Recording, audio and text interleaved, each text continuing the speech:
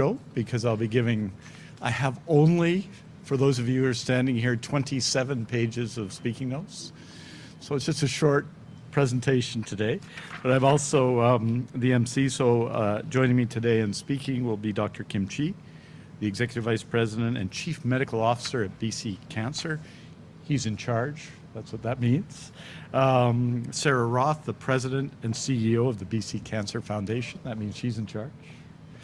And there's Sarah Johnston, who will share her experience as a patient and as an advocate for other patients.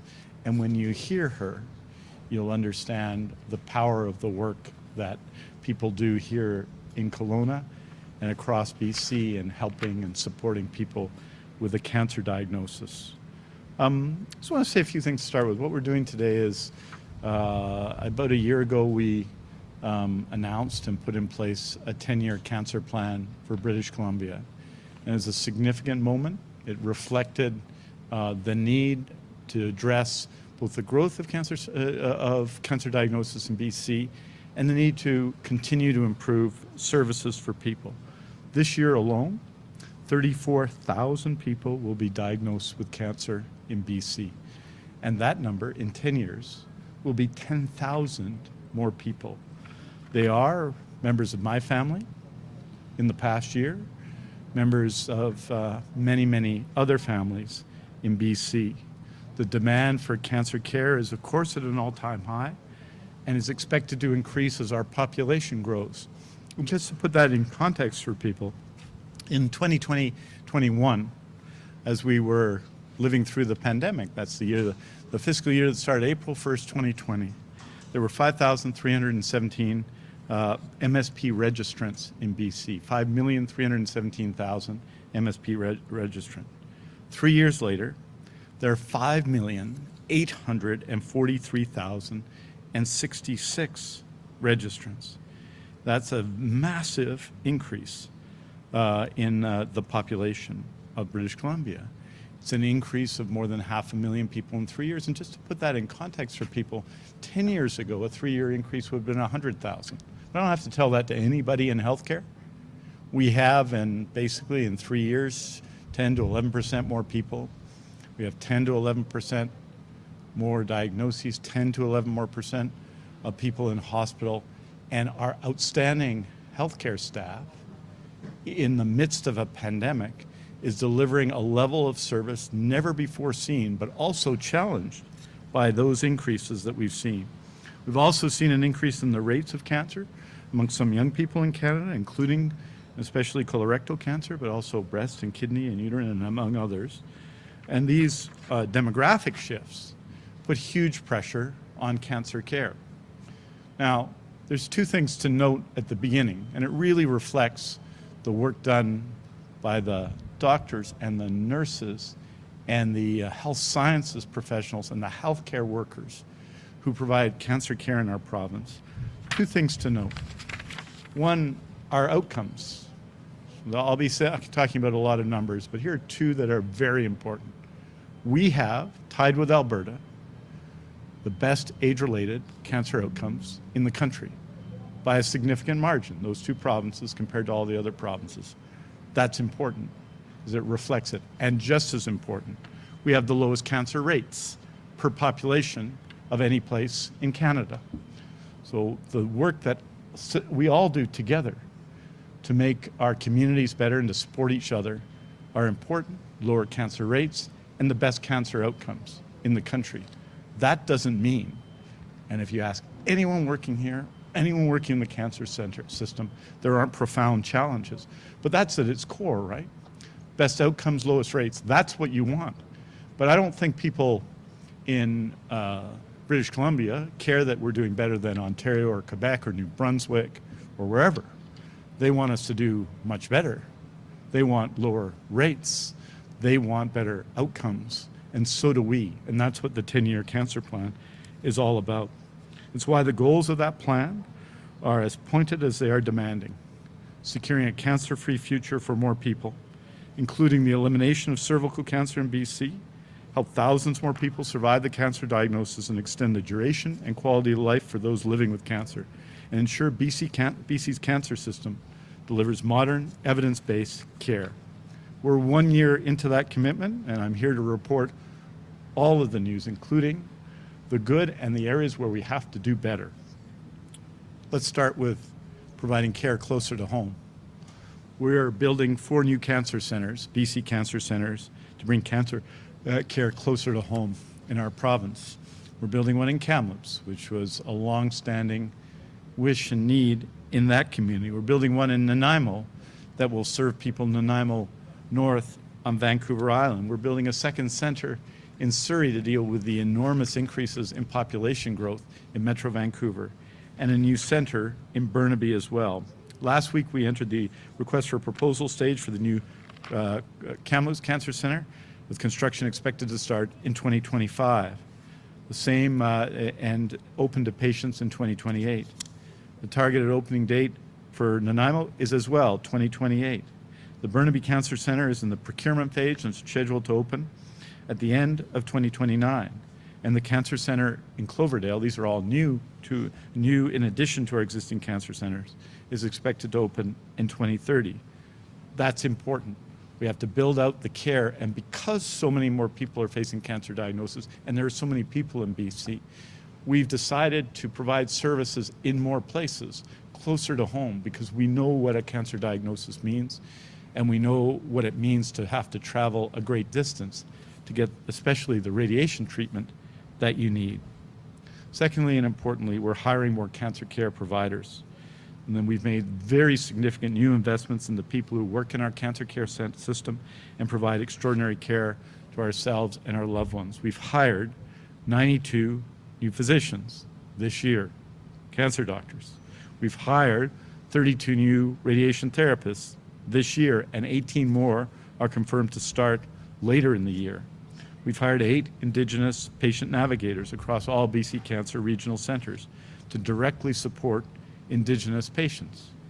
Since 2021-22, we've added 750 new full-time equivalents, 510 of which are directly supporting the implementation of 69 specially skilled groups delivering team-based care in BC Cancer regional cancer centers.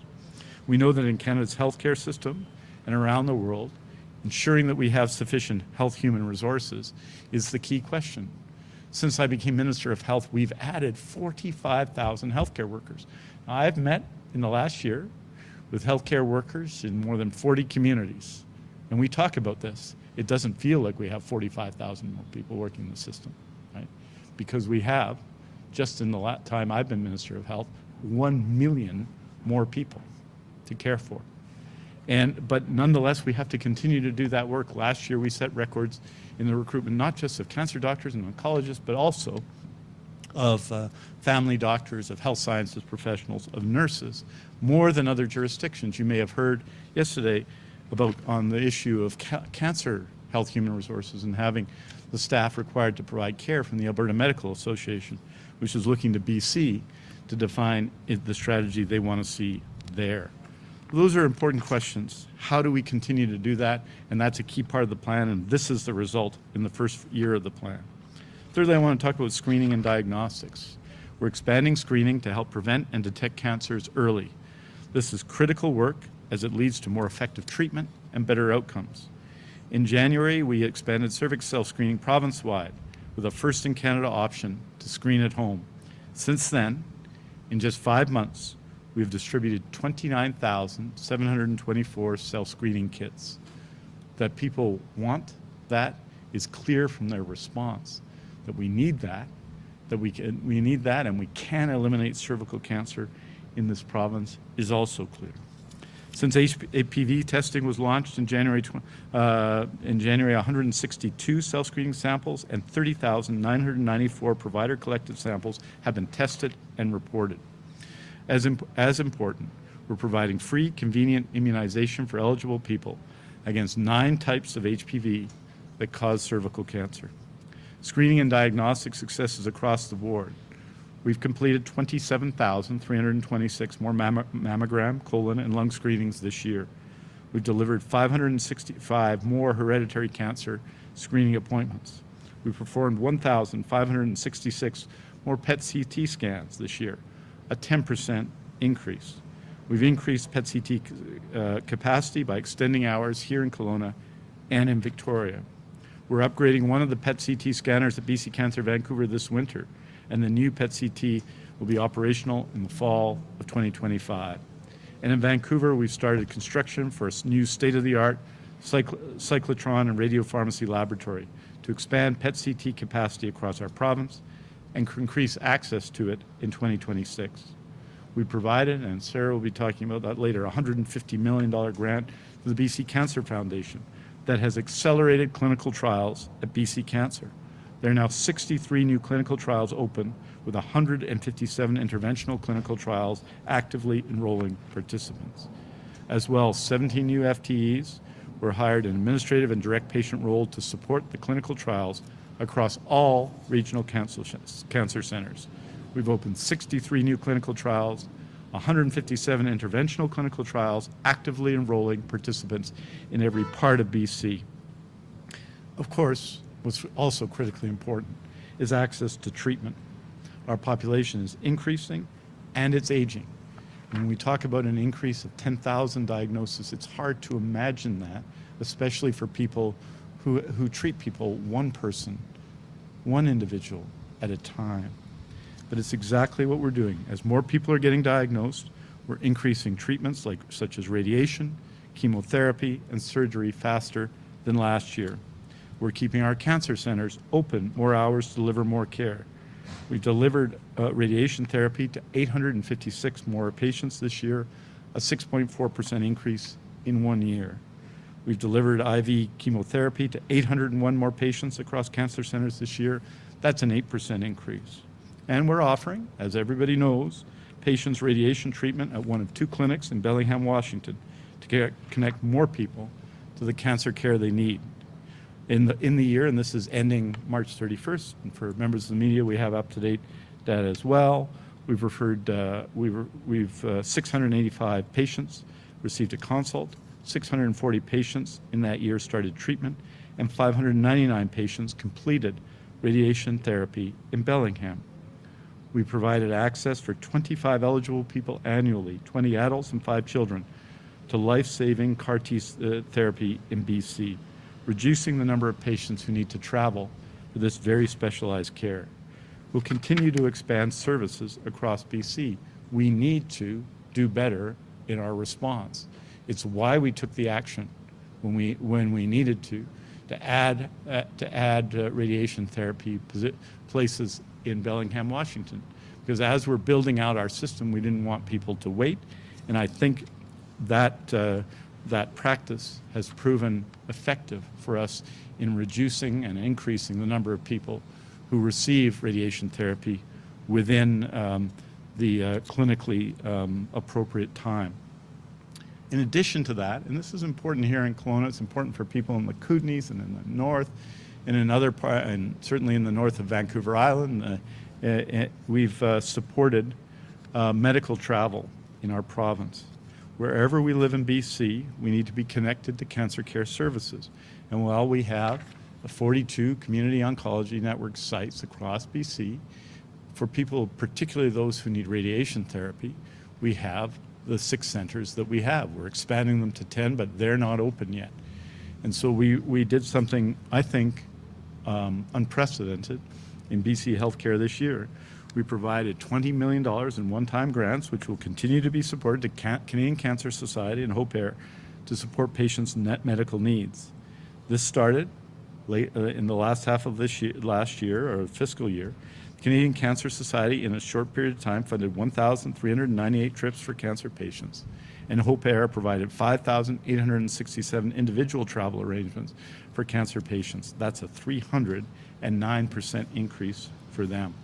In short, in terms of supporting people traveling for cancer and those that travel with them to support them, a very important group, we've added services and travel services to make that experience a better experience for everybody. I think it's the right thing to do, and I want to thank our partners for such an incredible launch of this program. It's critically important, of course, that we continue to make progress every year. In areas where we're holding steady, we have to do better. Right? In areas where waits are too long, we have to do better. It is not enough to lead Canada in outcomes. We need people to get the care they need because we know what it means to get a cancer diagnosis. In particular, we need to do more to reduce wait times for urgent surgeries. We're committed to meeting and exceeding the provincial target of 80% of urgent cases receiving surgery within 4 weeks. We saw an increase in the number of surgeries this year. The number, though, this year is 64%, an improvement, but not yet good enough. And 82.2% of urgent cases receiving surgeries within 6 weeks, that's an improvement as well. Again, not good enough. Through the BC Surgical Renewal Commitment, we've broken all of the records for surgeries in the last number of years, and that's a tribute not to the government or anyone else, but to our surgical teams, doctors, nurses, and healthcare workers, and health sciences professionals. We're also working to improve access to consults, access to oncologists, and you saw the significant success we've had in hiring new oncologists this year, which involved changes in our recruitment and also changes in remuneration for oncologists to make sure that this was the best place to practice in all of Canada. In short, we're in year 2, and there is work to do. Where we are not doing good enough, we are pledged to do better, and we have the resources to do better. We've made significant progress in this year, but in year 2, we need to build on that progress by expanding the use of the Get Vaccinated system to include the HPV vaccine, making it easier for people without a primary care provider to access appropriate screening services, expanding diagnostic capacity to reduce wait times, particularly related to breast cancer, and introducing new treatments. We'll keep extending hours of operation for radiation and systemic therapy in our regional cancer centers, and we'll continue to improve access to PET-CT scans to enable faster diagnosis. And we need to hire people, and we're going to continue to do that. We had a record year in our first year. We're going to have another record year in our second year as we build up and provide the care that people need across BC.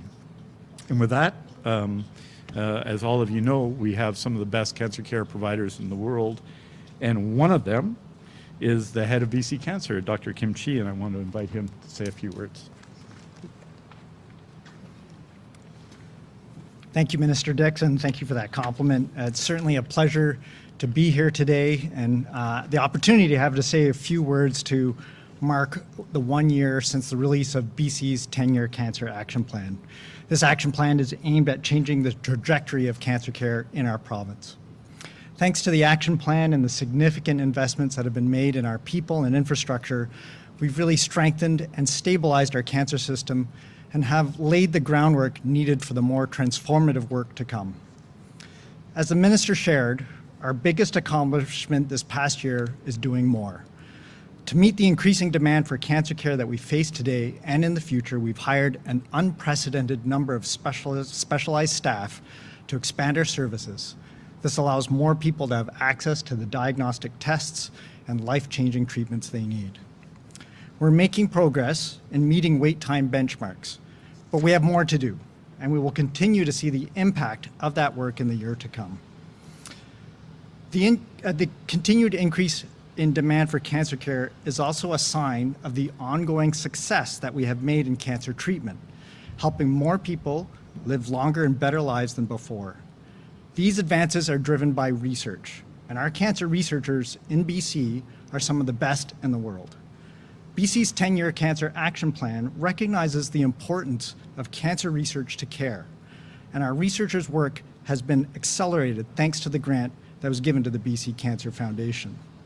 Through clinical research, we can give patients access to cutting-edge technologies, find safer and more effective treatments, and improve the quality of life for those living with and after cancer.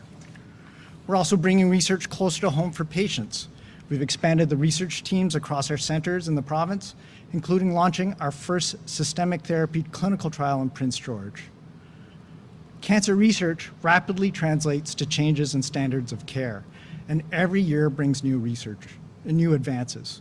We continue to expand our use of precision radiotherapy, which is a way of giving very targeted radiation to a person's tumor, allowing much higher doses of radiation, but sparing the normal tissues and given over a shorter period of time. We're also staying at the leading edge of introducing newly approved drug therapies, such as immunotherapy, hormone therapy, and targeted therapies. Minister Dix talked about the introduction of CAR T-cell therapy, but in addition, we've also made available 12 new anti-cancer drugs and introduced 58 new systemic therapy protocols, all with proven benefits for patients. This means more options, leading to longer and better lives for people that have to deal with cancer. It's important to acknowledge that every step forward we've taken this year is thanks to the people I work alongside. Our physicians, nurses, clinicians, support staff, whose commitment to helping patients and their families have made the progress this year possible. I'd also like to call out a note of appreciation to the many, many new staff and physicians that have come here from BC, across Canada, and around the world. They have chosen to join BC Cancer and be part of this tremendous effort. And thanks also to our health authority partners as we are working together to improve cancer care through the whole health system. Finally, I'd like to thank Minister Dix and the Government of BC for their leadership and vision in launching BC's 10-year Cancer Action Plan and for the continued investments in our cancer care system. Thank you very much. Thank you. Thank you, Kim. And now I wanted to introduce Sarah Roth, the President and the CEO of the BC Cancer Foundation, which does so much to support cancer patients, cancer research, cancer clinicians across BC. Over to you, Sarah. Thank you. It's an honor to be here on behalf of the BC Cancer Foundation and our 90,000 plus donors across British Columbia and beyond. When I listened to Minister Dix and Dr. Chi speak about all of the amazing changes that are happening in our cancer system, I think there was not one aspect where donor dollars haven't played a really important role in partnership with the government. And the BC Cancer Foundation is so grateful to the community of British Columbians and beyond who support us. We are the largest charitable funder of cancer research and enhancements to care. This year we received 280,000 donations for a record-breaking revenue of $85 million. And I just want to extend a huge thank you to our community. And behind me is BC Cancer Kelowna, and I wanted to acknowledge Dr. Ross Halprin, who is the medical director of BC Cancer Kelowna and has been an incredibly fierce champion of the importance of how philanthropy, how donor dollars can accelerate research. Just last year, we fundraised over $6 million in 9 months for the new systemic therapy suite that's going to be built here. And that's just one example of how philanthropy is fueling change. I wanted to also just acknowledge Minister Dix and express our utmost gratitude for the unprecedented $150 million grant that was awarded to the BC Cancer Foundation. No other charity in British Columbia's history has been honored with that amount of money. And I want to just let you know that that is, in my mind, you said about you want to do more. That is, we are going to do way more. We are going to make sure we match those dollars and we leverage them. And already, money from that grant is fueling clinical research across the province. Dr. T mentioned radiation therapy, precise radiation therapy trials. Imagine if you can reduce radiation trials, coming to your radiation therapy over weeks and weeks to just 1 or 2 treatments. That's what we're talking about. The grant also is supporting the next generation of scientists. We have to fuel science. We have to invest in science, and that means we have to find the people, recruit them, and retain them here in British Columbia so they can develop the newest cures. And finally, this grant is also showing huge promise, enabling huge promise in AI as it relates to imaging. Imagine if AI can now identify cancer better through precise imaging. Those are just a few ways this grant is enabling change. So I want to just thank the British Columbians who support the BC Cancer Foundation, the government of British Columbia, for partnering with us. We are ready to do more, and we are so excited to be fundraising not just for 6 cancer centers, but now for 10. I'm a very busy person, and we love it. Thank you. Thank you, and thank you for all that work. Thank you to everyone involved in the foundation and really every community in BC for making such a huge difference. And now I want to introduce Sarah Johnston. She's the closer here. So there's big pressure here on Sarah. There's no pressure. She has I think, a remarkable story to tell that people will see in their own lives. I think the experience that they've had and that their family members have had reflected in it. So I wanted to ask everyone to give a big welcome to Sarah. Big round of applause to our closer today to say a few words. Good to see you.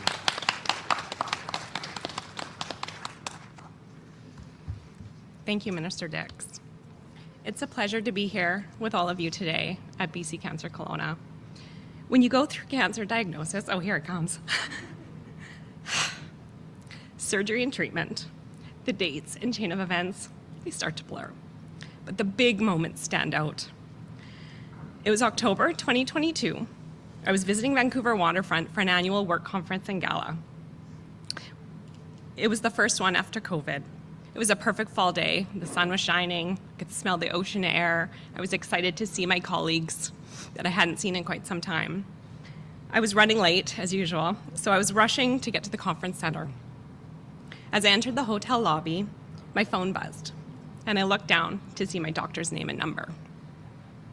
My stomach dropped. I had been waiting for this call. A few months prior, I had found a lump in my right breast. I had had COVID, and I had this persistent cough, and it just hurt. And so I just kept pressing, and I felt it. So I made a doctor's appointment. At my doctor's appointment, he did a manual breast exam and couldn't feel anything. With no family history of breast cancer that I was aware of, he assured me it was likely nothing to worry about. But I was persistent. I felt something foreign. So to be sure, he did send in a requisition for a mammogram, and I was reminded that being over 40, that every 2 years I could get one without a doctor referral. I hadn't had one yet. But he did tell me it could be a bit of a wait due to the backlog and high demand, but just to be patient. While waiting for these appointments and results, I was trying to stay positive, to keep going on with my responsibilities, but I had this gut feeling that something wasn't right. Even my skin became red and raw from pushing on the lump. Eventually, I did have that mammogram and then an ultrasound, followed by a biopsy here at the Kelowna General Hospital. So deep down, I kind of knew that something wasn't right. So when I answered that phone call, Sarah, this is Dr. V. I will never forget these words. There's no easy way to say this, but you have breast cancer. In that moment, my world turned upside down. I fell to the lobby floor, crying alone, late for that conference that I never did attend, away from my husband and kids. I was terrified. I didn't want to die. I was only 44 years old, healthy, and very active. A mom of 2 beautiful teenagers, Lila, 13, and Dallas, 16 at the time, and wife to a loving husband, Carrie, of almost 20 years. I had so much love and beauty in my life, and now I had cancer. I was sick to my stomach. I kept thinking, how am I going to tell my kids?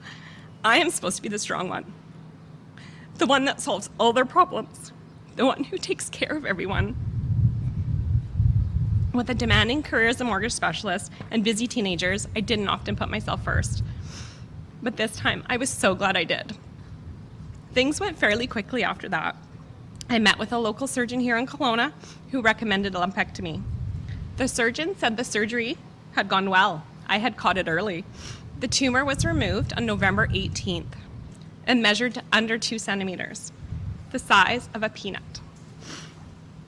The tumor was then sent to California for testing, and I was told the results would take up to 2 months. So I took some time off work and spent the holidays with my family and waited. Early January, I got the results. My lymph nodes were clear, good news. However, the bad news was I had an aggressive, fast-growing cancer. So I met with an oncology team who advised that I needed to do aggressive treatment, and immediately. From there, I had 8 rounds of chemo in 16 weeks. I was not missing that. Every Monday, I sat upstairs in that chair. Every second Monday, I was not missing one of them. And after that, I had 10 rounds of radiation, which, after hearing of what we've gone through, I can't even think of my words. I've heard other people having to do 20 to 25 rounds of radiation. So when I heard 10, that sounded so amazing. Thank you. Cancer treatment was very hard. It took a toll on all of us. I lost my beautiful blonde hair and a lot of my energy, but I didn't lose my spirit or my determination. My last day of radiation was June 15th, 2023, just over a year ago. I walked out of this cancer clinic with a brochure in hand that said Living Beyond Cancer and thought, okay, that's behind me. Now what? My cancer journey isn't over. I'm on immunotherapy and come here every 3 months for treatment and follow-up appointments. I am waiting to see a gynecologist. I'm waiting on a breast MRI and future screening. How long the wait is, nobody can tell me. I'm still tired and I have side effects from treatment, but I'm taking care of myself. I'm doing everything that I need to do, and I'm also taking care of everyone else again. This past year has been one of healing. I've lost family and friends to cancer. I've seen so many people newly diagnosed, and the stress and anxiety that you see on their face waiting is heart-wrenching. If there's one thing I've learned this past year, is cancer's not going away. So I've decided to get involved and channel some of this time and energy into making things better for cancer patients in the interior.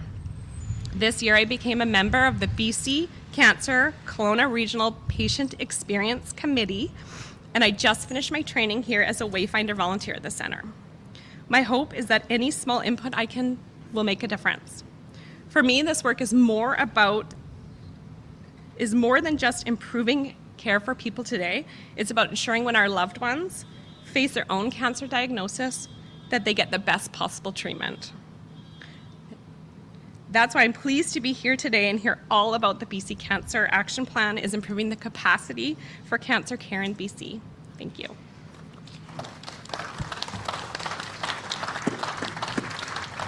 Thank you. Hey, thank you, Sarah. That was fantastic. You did a great job. It's that, I think that experience that really, Sarah, speaks for tens of thousands of people who deal with that every year. And so best to you and thanks to your family as well. So with that, we're going to take questions. As you know, over the last number of weeks, we've delivered reports on the surgical renewal commitment and the exceptional success the province has had on diagnostic care and the shift and the addition of 150,000 MRIs, 300,000 more CT scans last number of years. We've talked about BC Emergency Health Services and reported about the increase, the doubling of full-time ambulance paramedics in our province, so the improvement in response time. And we're reporting here, and we report as we promised to do, and we launch those initiatives. We promised to do, we launch this initiative every year so that people can see both the progress we're making and the challenges we still face.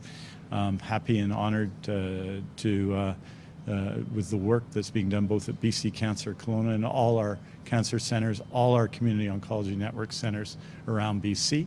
And I'm happy to take some questions. Thank you, Minister. Just a reminder to reporters on Zoom, please use the raise hand function to enter the queue, to ask a question, and wait to be called. For media in the room, I will give you the microphone and just make sure that you have one question and one follow-up. Our first question is going to be Kent with Kelowna Now. Thank you very much. Hey, Kent, how you doing? Doing great. How are you? You're looking good. Thanks. You're looking relaxed. Trying to stay in shape. Yeah, you got it. So, I don't think it's a bad thing, but it sort of feels a bit political. There's a lot of criticism being directed at your government and your party with what's happening in this October.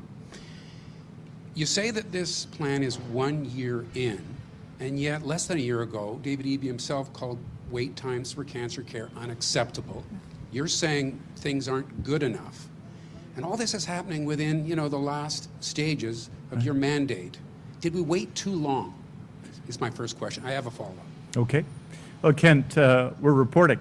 So we announced it last year. I think a lot of times people hear us announce something, right? We've announced a surgical renewal plan. Well, we've reported on that systematically over time. Canceled tens of thousands of surgeries because of COVID. We said we'd do all the surgeries. We did them all. And then we increased our capacity to do more surgery by increasing operating room time. And so this isn't, we're not announcing something new today. We're reporting on what we're doing, what the people of BC paid for, the very significant investment in cancer care, and what we still need to do. We've got a 10-year plan. We're in our first year. We've made progress in key areas. We got to make more. And that's my belief, and that's what people in BC think. When you go from 30,000 diagnoses a year, as we're going to do, to 44,000, because it was 30,000 back then, we saw a very significant increase this year. I'll just give you an example of that if I can, and just so you have a sense of that. You look on page 23 of the report on radiation therapy. And what it shows is we reduced the wait list by 24%. But we reduced the wait list by 300. That's the rolling wait list. People join it and then leave it, right, as we go through the wait list. But we increased the number of people getting radiation treatment by about 1,062. Well, exactly 1,062, which tells you the increase in diagnosis. So we reduced the wait list. Obviously, if we didn't see such enormous population increase, we'd do even better. But this is what we need to report on. So we understand the problem, and we take action to address it. We're building four more cancer centers. We have to report on those things regularly. So on surgical renewal, did a plan, delivered on that plan. We've exceeded expectations. On diagnostic care, the same. In ambulance service, which you heard a lot about a few years ago, don't hear much about it now, right? Because of the improvements that have been made. And similarly here, and we're reporting on primary care and other initiatives. This is reporting out to people on what's happened. So I think that's an important thing to do, and one I'll continue to do. And a lot of the time you've seen me over the last little while has been just this. We put a plan in place. We've made major public investments in that plan. We've added health human resources at every turn. And here are the results. And all of them, in my view, can be better, because I always believe things can be better. You got to continue to drive forward and make things better. But in really difficult times, our healthcare teams have just been exceptional. And I also want to have the occasion for people to understand just the work they're doing, because sometimes when you hear individual stories, everybody's treated. It's 5.9 million people now, and everybody is a patient, or could be a patient, or is a potential patient, or is served by the system. The level of effort and brilliance and care and compassion delivered by our healthcare workers is something else. And so I'm going to continue here. I'm here in Kelowna tomorrow. You'll see me again. It's exciting. We can do it again. And tomorrow we'll be talking about seniors care. But in all of these areas, we got more demands, and I think we should report out on how we're doing. I do think a lot of it's really helpful for people to hear this update, but something else has changed over the last year. Mm-hmm. Politically speaking, you would have been looking at your opponents as members of BC United. Now it's John Rustad. I just want to get your take on how the people who are your critics you most need to be concerned about have changed. It's now this upstart BC Conservative Party. Well, as Minister of Health, I'm concerned about patients and people delivering care, right? So, we did a lot of work with our doctors in BC. In the first 9 months of our new payment model with doctors, we added 708 net new longitudinal family doctors actually practicing in the province. That's the kind of work, personally, as someone who's just passionate about public health care, I live to do. Right? I just live to do it. I think as a government, delivering on primary care, delivering on housing, delivering on the economy, having what we've seen, which is low unemployment rates, those are critical to success. The people get to choose in elections. I don't get to choose who the other parties are. I don't get to choose how they respond. What I would say is this, that I think the contrast could not be more dramatic. Cancer care, and especially care in the interior of the North, is why public health care is so important. When I became Minister of Health, there was one MRI machine. Mr. Rustad had been in the government, and he was an MLA from the North for 16 years. There was one MRI machine in the Northern Health Authority. They delivered 21 MRIs per 1,000 population. You know what they did in Ontario, in similar region? 60. That's the record. So yeah, in the north, there's no argument. There's very few, for example, contracted private care homes in the north because there's no market for it there. And in the case of Mr. Rustad's own community, Fort St. James, they had a temporary modular hospital that was built in 1972 that's needed to be replaced since 1982. 16 years as MLA, nothing happened. We're building a hospital in Fort St. James. So I think it's about action for people, and we got to continue to do that because ultimately, the people who may not support you or vote against you, that's the democratic process. It's all good. It's what we're delivering for people in Fort St. James and here in Kelowna that really matters. Got a great candidate in Kelowna Centre, Loyal Woolridge, who's going to really deliver our message here. I think it's really important. I think Loyal is going to do an excellent job for us here in this community. But I don't think, in my personal view as a politician, I don't take anything for granted and anybody for granted. We've got to go out and earn people's support, right? And I think, personally, I think it would be disastrous for public health care if the Conservatives were to succeed in the election campaign. We got to go show that and do that and care for people. And if we do that, we'll be okay. And the people get to decide, which is a good thing. Our next question is from Claudia from Global News. Thank you. Sort of along the same lines of Kent, while I really do appreciate this update, I found it quite informative. I've really enjoyed hearing from the patient today. How do you address that? Because there's no new announcement here, there's no new funding being announced related to cancer-related resources. How do you address that this feels more like a photo op ahead of an election? It's absolutely the contrary of that. This is a 10-year cancer plan, which we delivered. In our budget, we delivered a very significant new investment, and we're adding services all the time, including here, right? But what this is saying to people, you make a 10-year cancer announcement, people deserve to know what's happened, right? And so this is a detailed report on what we're doing. We did one on surgical renewal a few weeks ago, where we broke all records in the Interior Health Authority in terms of surgeries. That's not my doing. It takes enormous work. You know, as they say in baseball, you hear the end of Bull Durham, you take them one game at a time. Well, you'd certainly do one surgery at a time, right? And we dramatically increased our capacity to do surgery. And that involved creating more operating room time, training hundreds of more surgical nurses, training a group of people who are misunderstood, medical device reprocessing technicians, who are absolutely critical to that process, as you can imagine, and of course adding surgeons. So that's what we did. We said we'd do it, and we're doing it. We said we'd do it, and we're doing it. We said we're doing it. The progress is okay, but it could be better, and we're reporting on all of that. I think that's what people should expect, you know. And so this is the opposite of that, of talking about what you're going to do some time in the past. This is reporting on what we're doing and what our record is. Just a follow-up then, are you planning to do these updates on an annual basis? And if so, if we are standing here next year at this time, if you are still the health minister, how far are you expecting the progress to be made? We're going to continue to make progress. We're going to have way more patients next year because they increased, I think, several thousand this year, new diagnoses of cancer.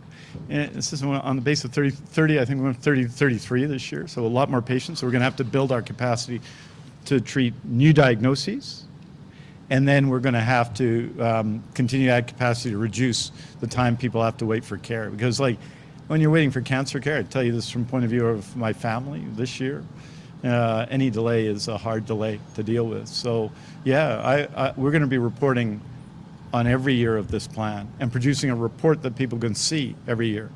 The good, and if there's not so good, then the not so good as well. We've done that on surgical renewal, which I announced in May of 2020. We reported in 2021 and 2022 and 2023 and this year.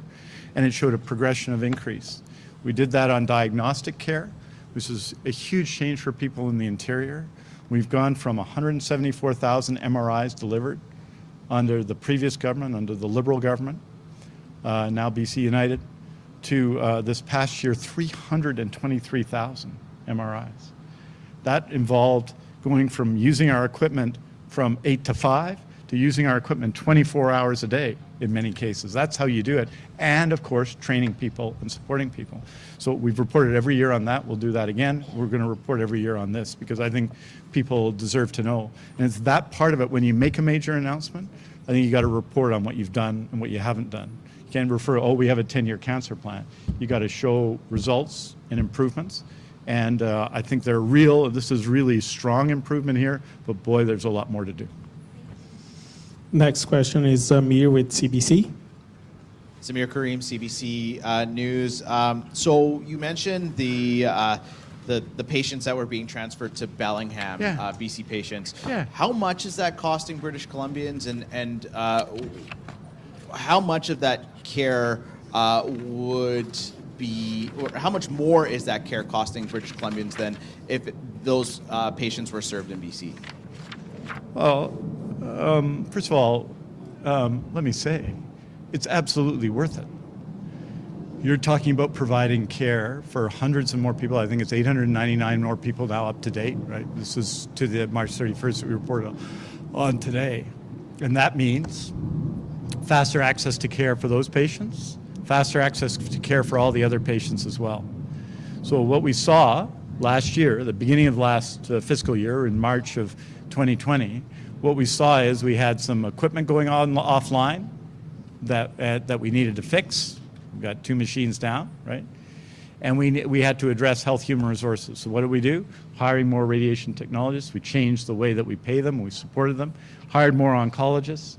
We were creating more capacity in the BC system. But we said, in the meantime, people who are diagnosed with cancer now deserve everything we can do. We had an option to do this, and we chose this option. And it was absolutely the right thing to do, to provide care for people that we could provide in the public healthcare system at no cost to them.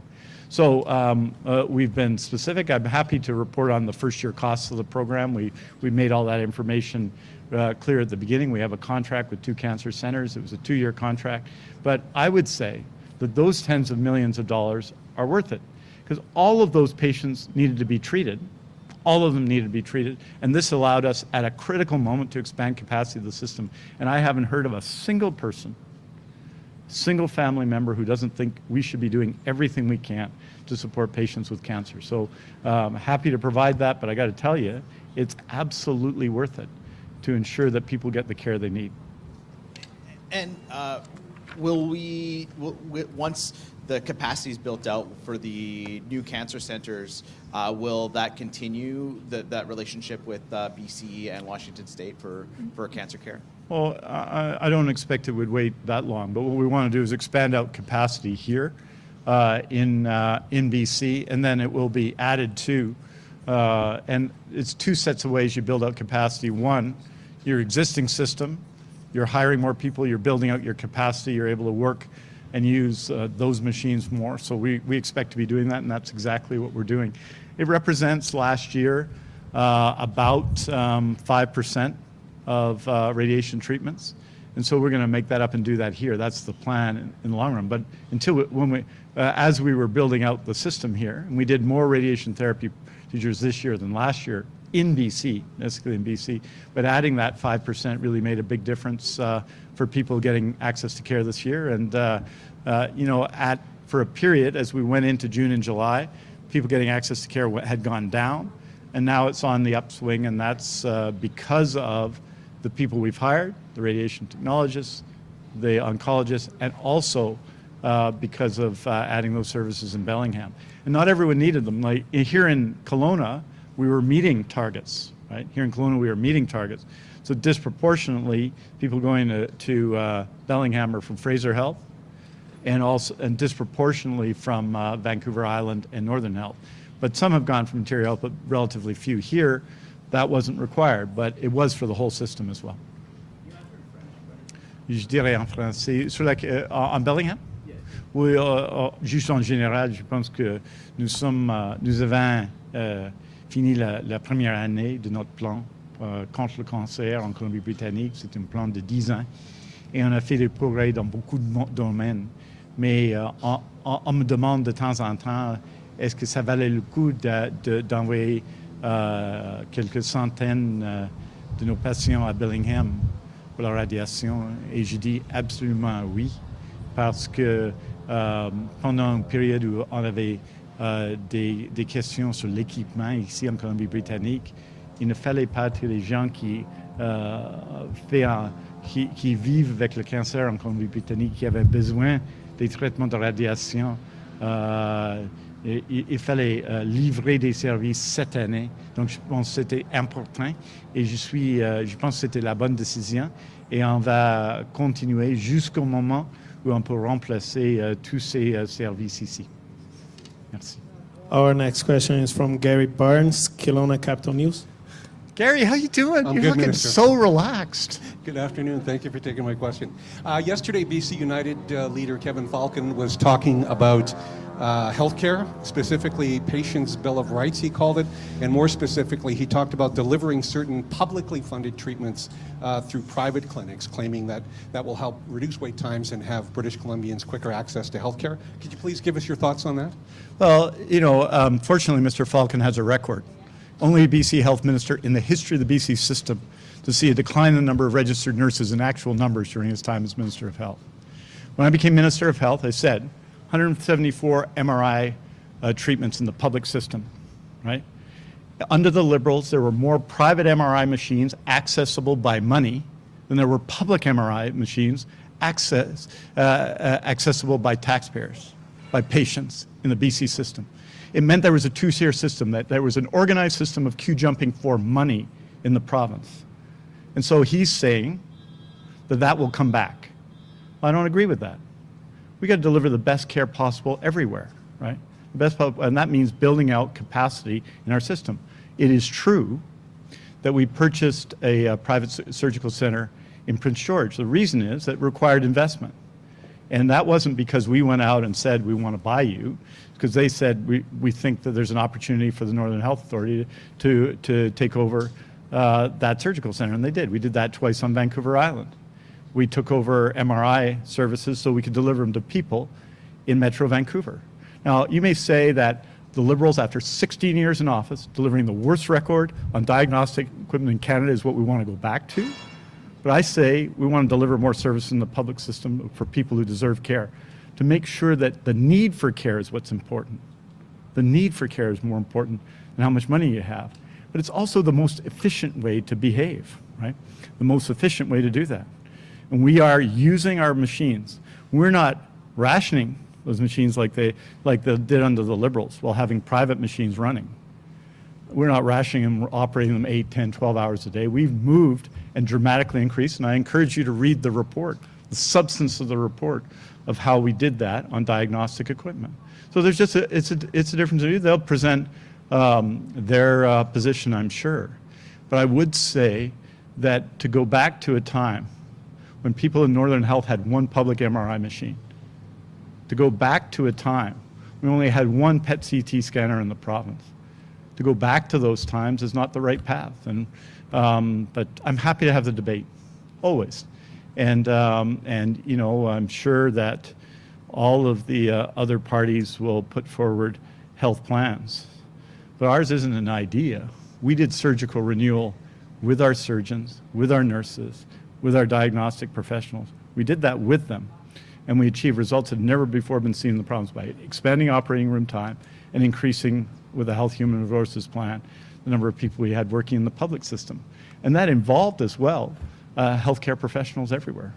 Equally on family doctors, right? Kevin Falcon, in office, promised 159 primary care networks. He delivered exactly 0, which is one less than one, right? Promised 159, delivered 0, that's one less than one. And we've delivered, of course, 80. We worked with our family doctors in BC to change the way we pay doctors, and we've seen the success. We worked with the BC Nurses Union to establish nursing ratios, which we're working through and investing money and supporting behind it. We're leading the country in registered nurse recruitment. We have to do better. We're leading the country. So people can compare the record, but also our commitment to keep improving services here. And I'm happy to have that debate. I look forward to it. Now we are going to questions on the phone, starting with Andrea Wu, Globe and Mail. Andrea, how you doing? Hi, good. Thanks for taking my question. Just have a question about radiation treatment. Yeah. The benchmark is to begin treatment within 28 days. The data in today's report show that BC fell to around 68% of people reaching that benchmark late last year, and now we're at about 80%. Yep. I believe the national average